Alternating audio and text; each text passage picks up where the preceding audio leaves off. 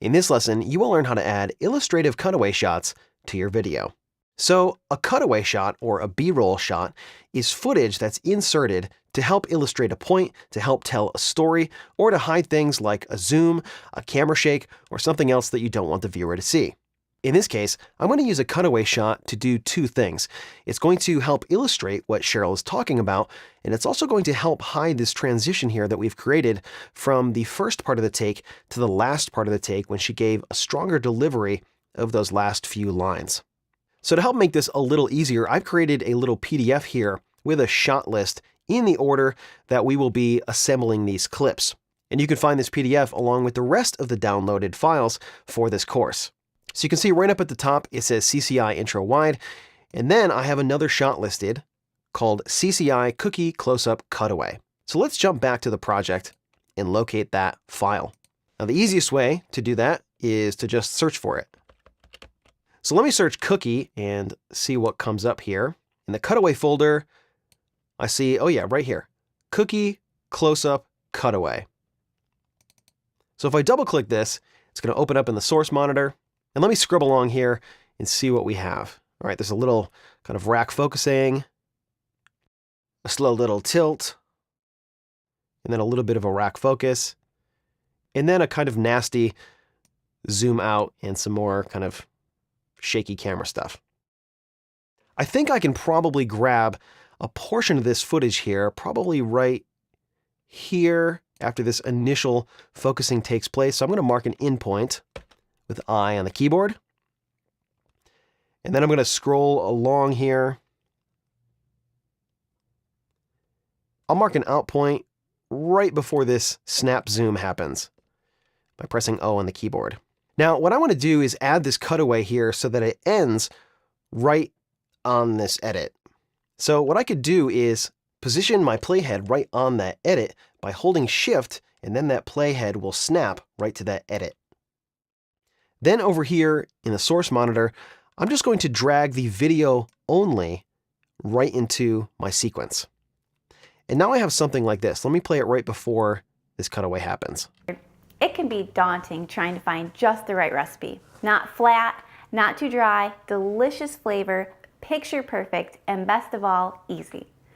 Hi. When Cheryl was talking about the attributes of the cookie, this gave a nice illustrative shot for the viewer to look at. It also helped hide this nasty transition that we had before, and now it's looking much more natural because now that the viewer is looking at a different shot, you really can't tell that we're switching to a different take. Now there is some weirdness going on in the audio there where you can hear kind of some weird things going on with the breath, but that's something that we can fix later. So I'm going to zoom in here, and I'm also going to expand this audio 1 track here so I can see the audio waveforms. And this will help me with the timing on where I want this clip to start. So I want this clip to start right when Cheryl starts talking about the attributes of the cookie. So let me just scroll along here. The right recipe, not the right recipe. So right about here, I think. Just the right recipe, not flat. And I also want this clip to start maybe just as the camera is moving, because if I start it right here, watch what the camera does. Just the right recipe, not flat. It just kind of sits and hovers for a second, and I think that's just a little bit confusing. So I'm going to make a little edit to this in point here by just using the trim tool. And when I do, the program monitor is showing me exactly where the new start frame is going to be. So if I scrub slowly, I can see right here, the camera is just starting to move. So I'm just going to scooch just maybe a couple of frames back, and that's where I want this new start point to happen right here. Not flat, not flat. Maybe even a few frames after that. Not flat, not too dry. Yeah, right about there looks pretty good.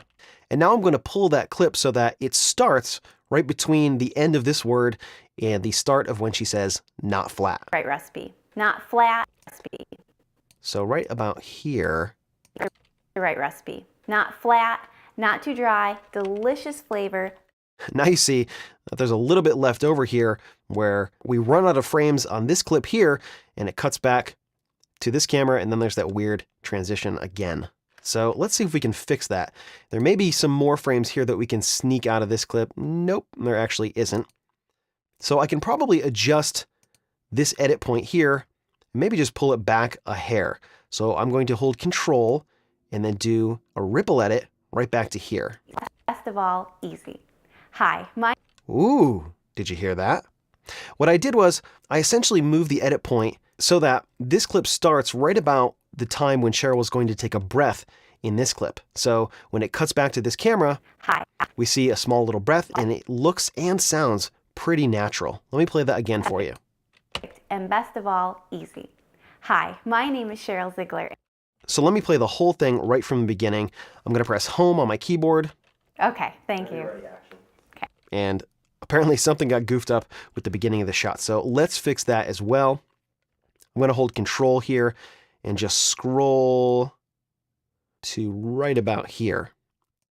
I don't want to catch her in the middle of kind of opening her mouth for that first breath. Have you ever had a recipe for chocolate chip cookies?